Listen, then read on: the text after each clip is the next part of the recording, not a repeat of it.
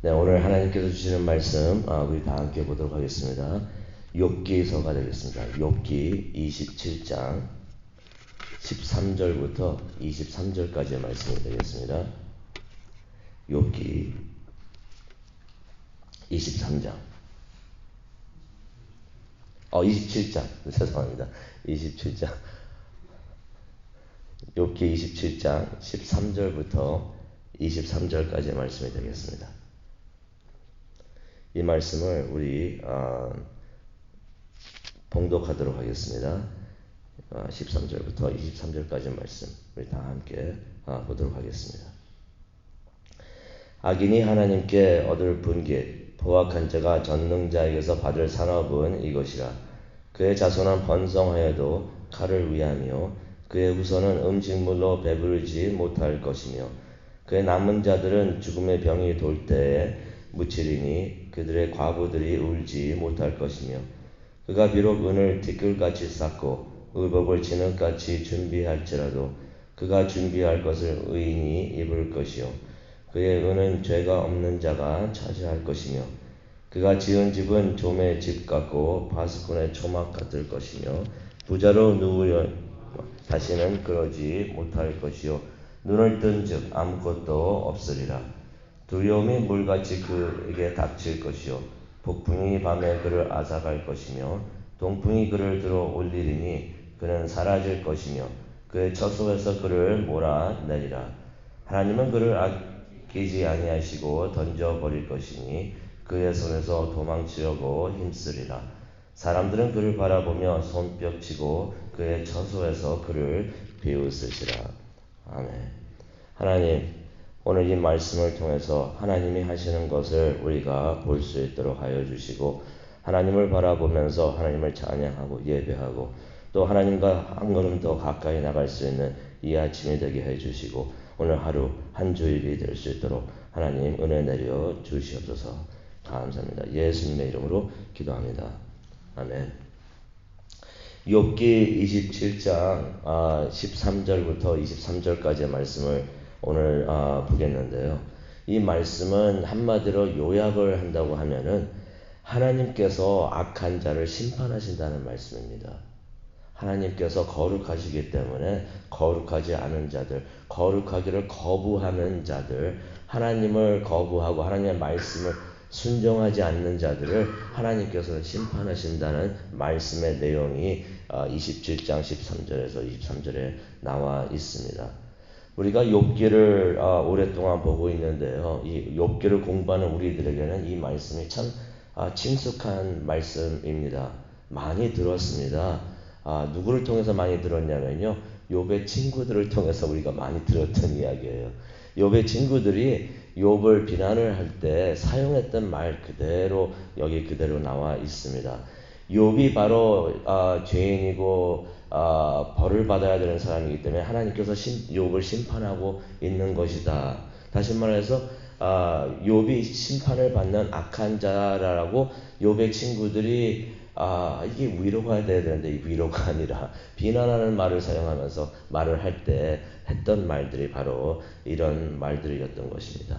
그런데 오늘 이 말씀을 보게 되면은 그 말들이 욥에게 던져진 말이었는데 이게 다시 그 친구들에게 돌아오는 것을 우리가 보게 됩니다. 말씀을 한번 보도록 하겠는데요. 욥이 13절에 이렇게 말을 합니다. 악하고 부악한 사람들이 하나님으로부터 받을 심판은 이것이다 라는 말을 합니다. 이 원본을 보게 되면요. 이게 한국말도 이렇게 나와 있지만 동사가 미래형으로 써 있습니다. 미래형으로 되어 있어요. 지금이 일어나는 일이 아니고요. 앞으로 일어날 일이라는 얘기입니다. 그러니 친구들이 한 말이 맞지가 않습니다. 친구들은 지금 욥이 이 심판을 받고 있다라고 말을 하고 있는데 지금 일어나는 것이 아니라 앞으로 일어날 일이라라고서 욥이 말을 하는 것이에요. 어떤 의미가 있습니까? 하나님께서 욥을 이제는 회복을 시켜 주실 것인데 우리가 이렇게 되는 거 다 알죠. 욥을 회복시켜 주시는데 욥을 회복시켜 주실 때 욥을 힘들게 했던 그 포악한 자들에게 일어날 일이라라고서 욥이 말을 하는 것입니다. 어떻게 보면 예언의 말씀이 되는 것입니다. 무슨 말씀이 있는가 다시 한번 우리가 보도록 하겠는데요. 14절을 보니까 그들의 많은 자손이 다 칼에 죽거나 굶어 죽게 된다라는 말을 합니다. 그들이 14절에 나와 있는 말씀인데요. 근데 그들이 가령 살아남는다 하더라도 병으로 죽게 된다고 말을 합니다. 그리고 15절 또 계속 보니까 그들의 과부들이 울지 못할 것이다 라는 말을 합니다. 이 부학한 자들의 자손이 많다고 해요. 자손이 많다고 하는 것은 그 당시에는 이거 축복으로 받아들일 수 있는 일이었습니다. 그런데 그 자손들이 다 죽게 된다는 것입니다. 과부들이 근데 그 장례식에 참석해서 울지를 않는다는 것이에요. 장례식에 갔는데 울어주는 사람들이 없다. 이것은 어떻게 보면은 저주받은 죽음이 아닌가 그렇게 생각이 듭니다. 두 번째는 또 무슨 말이 있냐면요. 많은 재산을 축적하고 모아도 그 혜택은 다른 사람들이 받는다고 하십니다. 16절에 보니까 무엇을 암시하고 계시냐면요. 하나님께서 하시는 일이 되겠는데요. 그들이 재산을 산더미처럼 쌓아 먹을 수 있다라고 그래요. 이것도 어떻게 보면 축복이에요. 자녀들을 많이 갖는 것도 당시에는 이것을 축복으로 여겼었고요. 또 재산을 많이 모아가지고 부자가 되는 것도 축복으로 여겼는데 그런 번영을 누리게 된다는 것입니다. 이들이 비록 약해도 사업에 성공하면서 번영을 누리게 된다는 것이에요. 이것 때문에 그 욥에서 나오는 그 주제 중에 하나가 그랬었죠. 왜 악한 자들이 이 세상에서 잘 되고 있는가? 왜 하나님을 믿는 사람들은 시련을 겪게 되는가? 라고서 거기에 대해서도 많은 주제 논쟁이 있고 그랬었었는데요. 이런 일이 일어난다는 것입니다. 하나님을 거부해도 세상에 살 동안 이것이 영원하지는 않습니다. 잠시 동안이라도 번영이라는 것을 누리게 된다는 것이에요. 그래서 우리가 한 가지 기억을 해야 되는 것이 세상에서 말하는 번영이라는 것들, 세상에서 말하는 이거 하면 성공한 거야 하는 것들, 우리가 그것을 보면서 진정한 성공을 우리가 측정을 하면 안 된다는 것입니다. 그것이 진정한 하나님 보시기에 성공을 측정하지 못한다는 것이에요. 허무한 재산을 성공이라 생각하면서 많이 모았는데 이거 나중에 보니까 다 오해였다는 것을 깨닫게 되는 날이 온다는 것입니다. 17절을 우리가 또 보기를 원하는데요. 그들이 재산을 많이 모으지만은 결국에는 그들의 재산을 의인과 죄가 없는 자들이 차지하게 될 것이다 라는 예언의 말씀이 있습니다. 19절을 보니까 이 돈 많은 악한 자들이 잤다가 일어나니까 그 모든 재산이 다 사라졌다고 합니다. 열심히 재산을 모았는데 그 재산이 자신들에게 아무런 의미가 없다는 것이에요. 정작 그들은 하나도 소유하지 못하고 모든 재산들이 의인들을 돕는 데 사용되게 될 것이다 라는 예언의 말씀이 있습니다.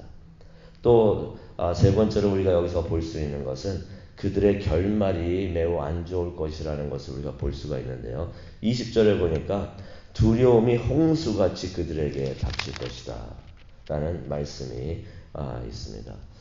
몇 년 전 일인데 제가 기억은 잘 못하겠는데 일본에 큰 쓰나미가 몰아쳤던 적이 있었죠. 제가 그때 동영상을 보고 그랬던 게 있었는데 쓰나미가 온다 그러니까 사람들이 그걸 보고서 언덕에도 막 올라가고 사람들이 비명 지르면서 그냥 물이 한번 들어오는데 순식간에 그냥 한 도시를 완전히 덮쳐가지고 다 쓸어 가더라고요. 악한 자들의 마지막 모습이 그렇게 될 것이라고 하나님께서 말씀을 하십니다. 20절에 보니까 폭풍이 밤에 그들을 쓸어갈 것이다.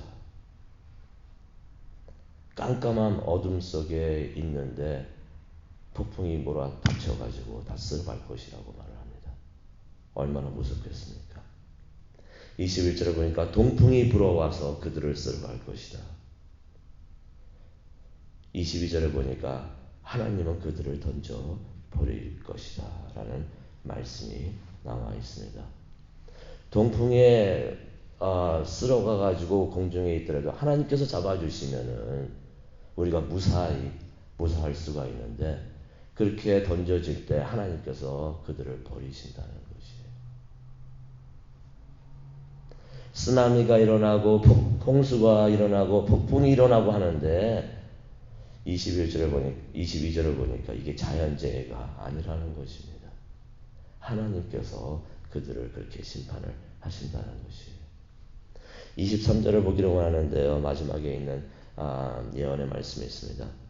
사람들은 그들을 바라보면서 손뼉치고 비웃을 것이다 라는 말씀이 있습니다. 사람들은 그를 바라보면서 손뼉치고 그의 처소에서 그를 비웃으시라. 여기 사람들이라고 나와 있죠. 근데 원본에 보면은 사람들이라는 단어가 안 나와 있습니다. 사람들이라고도 우리가 해석을 할 수가 있지만은 원본에 있는 그 단어 자체는 어떠한 주어가 들어가 있냐면은 그는이라는 단어가 나와 있습니다. 히브리 말이 그 주어가 포함돼서 동사에 포함돼서 들어가 있는데 그 단어가 3인칭이에요. 단수 3인칭. 그것을 주어를 굳이 뽑는다고 하면은 그는.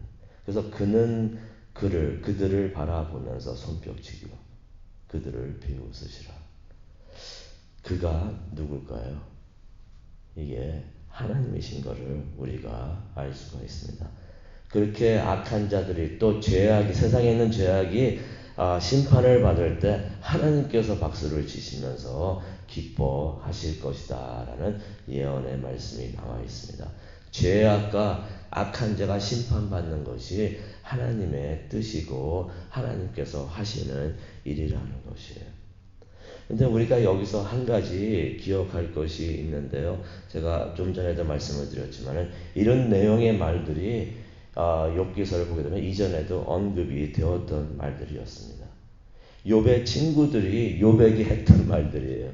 욥의 친구들이 욥에게 했던 말들이 욥이 이렇게 하나님의 심판을 받고 있다라고 비난하면서 욥에게 던졌던 말들이었는데 그 말들이 그대로 그 친구들에게 욥을 통해서 돌아가고 있다는 것입니다.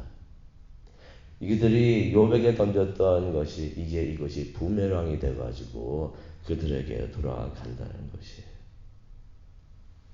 예수님께서 마태복음 7장 1절에 그런 말씀을 하셨죠. 비판을 받지 않으려거든 비판하지 마라. 2절에 또 그런 말씀하셨습니다.